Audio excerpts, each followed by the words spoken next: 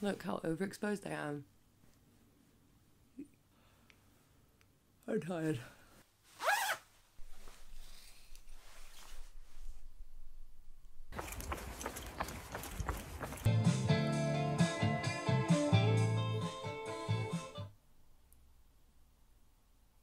Morning. You didn't think I was going to do the same thing again, did you?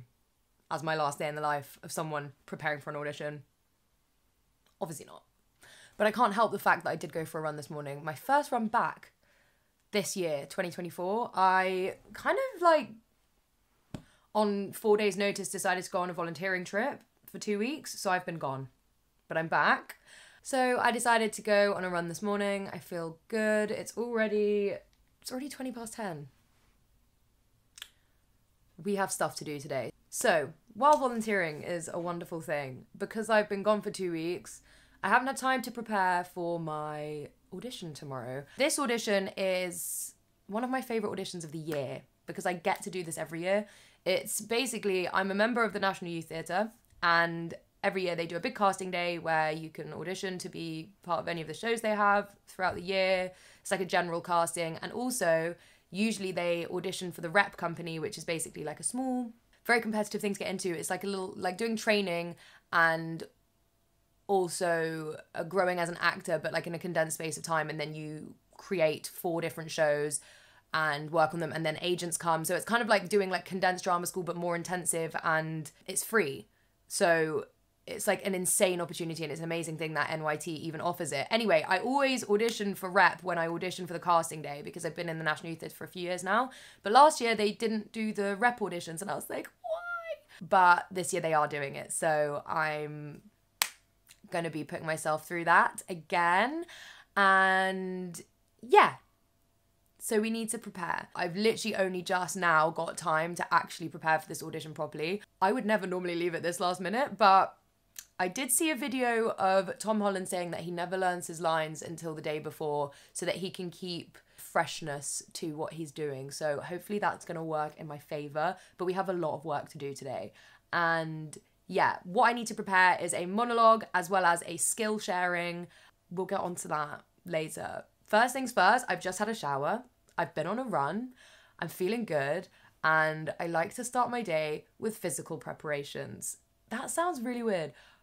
Basically, I just want to pluck my eyebrows and pluck my moustache so that I'm feeling my best self. And after that, I'll get ready and we will start actually doing the acting stuff that people actually care about. So let's go. I've been trying to slow myself down. Even those mornings on days where it feels like I have a mountain of work to do. Stop rushing. Make time for myself. Notice the small things. The parts of my world that make me happy, that make me smile. A smile costs nothing, yet it makes all the difference. And the sunshine radiates warmth, light, and something else that we cannot see. A positive force. A smile.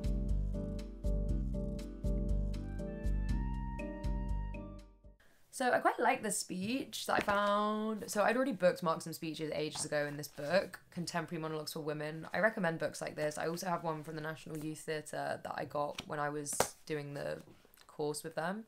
But yeah, finding monologues is actually quite a tough thing, which is why I'm glad I'd already like bookmarked these as monologues that I thought would be suitable for me. The way I do it is when I have time that's not right before an audition, I read monologues. I highlight ones that I think I'd be good at or that I enjoy. At the end of the day, you have to think it's a cool speech. Like, you have to look at the monologue and be like, I will enjoy performing this. Like, don't pick something that you think the director will think that is a really amazing choice. Like, pick something that you like because that will show more. Does that make sense? I don't know. But I think I'm going to go with this one. It's from 8 by Ella Hickson. I've already done an Ella Hickson monologue for my last audition, but I think I just really like the way she writes. Like, it just feels really real. I don't know. It's a play that's made up of 8 monologues, kind of focusing on the central value system being based on ethic of commercial, aesthetic, and sexual excess. So kind of like about materialism.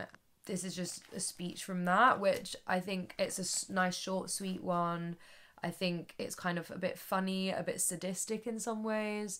I always time the monologue, like try and read it how I would perform it. Obviously I know that you always perform it a bit slower as well, but just to make sure that I'm not picking a speech that's like way too long.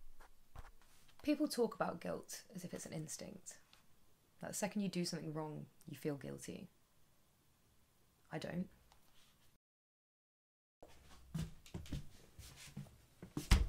Okay, I just gathered some supplies because when I'm working on a monologue, I find being downstairs really distracting because we've got 2 puppies. Also, everyone works from home in my house, so it's just like busy household. So I've got my laptop and like my pencil case and stuff. One sec. I also just attempted to photocopy my monologue by putting another piece of paper over the second half so that I wouldn't have like, so I could like write here, but kind of failed a little bit, caught a bit of the writing. But yeah, so I'm definitely going to stick with this monologue. I had a look on Backstage, but I wasn't really loving any of them. And I tried reading this one in a few different ways, and I think it's quite, I don't know, I quite like it. It's interesting, it's different. It's 12:24, which means it's lunchtime. So I'm gonna go and eat some food because I'm actually really hungry, and also I did go on a run, so I'm like craving some food. And then I'm gonna do some script work. I'm gonna read some of the play, like I'm gonna find it online. I don't actually have the full play. And then probably a good hour or 2 I will spend really like intensely learning my lines. I learn lines pretty quickly, but I'm gonna take it really seriously because we don't want to freeze up the second that someone's in front of you. You know what I mean? Also, does everyone love the colour of this coat? Because I'm obsessed. This is my new coat that I got from charity shop. It cost like, actually it was kind of more expensive for charity shop. I think it was like 20 quid. But it's like a proper ski jacket, a really long, big, warm coat. And look at this green, like obsessed. Anyway, let's go eat some lunch and then do this.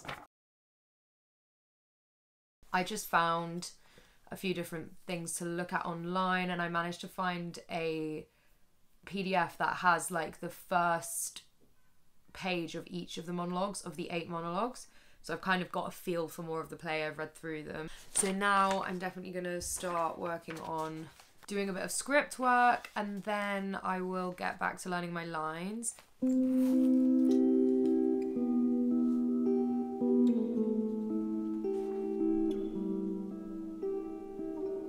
People talk about guilt as if it's an instinct. Like, the second you've done something wrong, you feel guilty. And you're walking out of an unknown door, back down unknown street. Running for the door, I'm sinking in the floor. Still something from it. I was so close, I could have Still had something in more. you.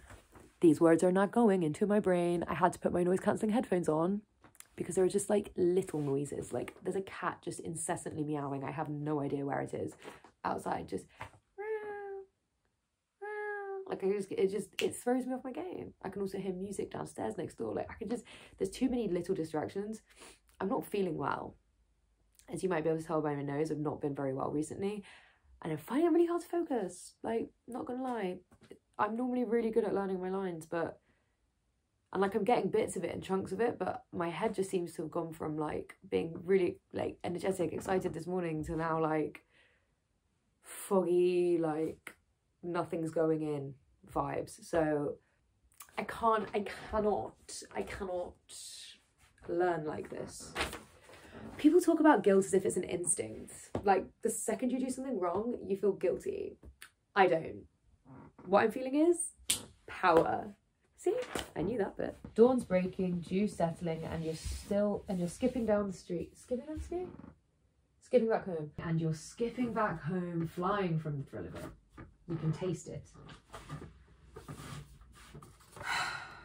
You always join the story at the bit where there's sorry, when they're desperately begging for forgiveness.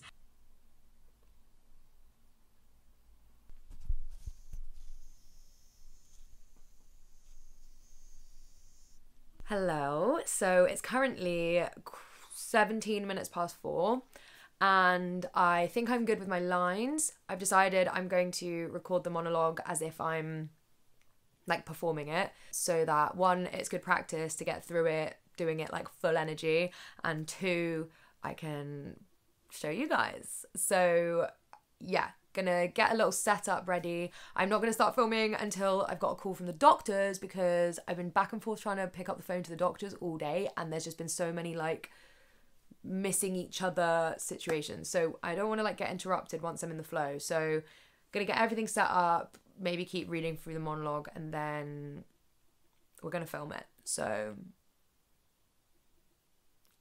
yay.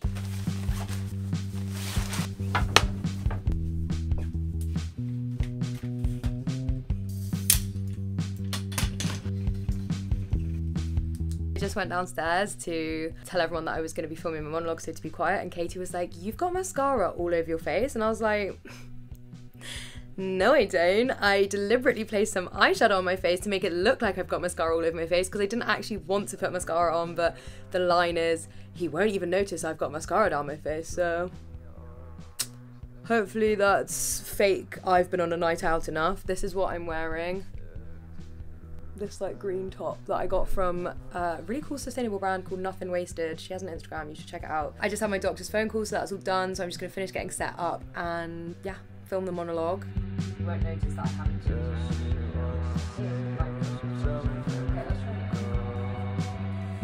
focus, please. Not sure how I feel about that performance. I don't think I like it, I'm gonna do it again. Remember, another man's... Okay, I fucked it. I messed up.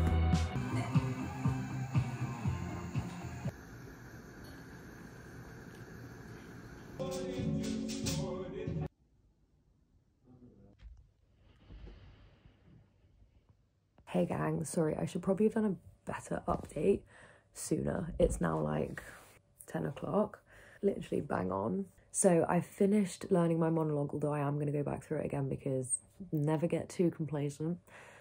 And the next step was deciding on my special skill. So I decided, because last year I read the snippet from my monologue that I wrote about ADHD, which you can watch on my channel. That was the first time I'd ever done it or showed it to any people, and that was like a huge step out of my comfort zone. If you've seen any of my other videos, you might notice that I do little random sort of spoken word type written bits in the videos.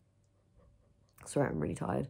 I thought a good way to step out of my comfort zone tomorrow would be to read out one of those pieces that I'd written. Realistically, I'm hiding behind a screen. Whenever I share it in a YouTube video, it's like, I don't have to see people's reaction to it. I don't have to sit there in the silence of like people just listening to me. Like doing the ADHD monologue was fine because I knew it was kind of funny. So like I knew people would laugh. Even if it was sympathy laughs, I knew I would get laughs. So it wouldn't feel that like stark silence of someone listening to you. So I'm going to challenge myself tomorrow and read one of my pieces. It is late and I'm going to go to bed soon because, as you can tell, I'm really tired.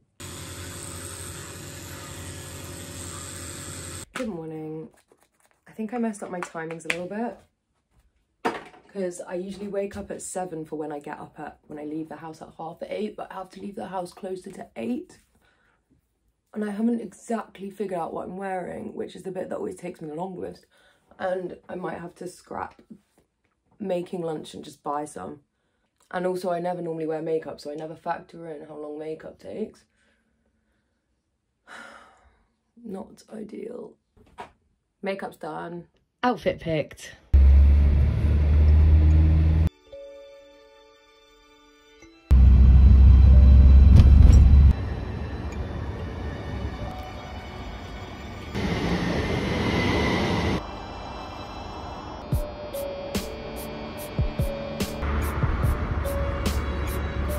Hey guys, oh look, you see the moon. I think the audition went well. Super excited.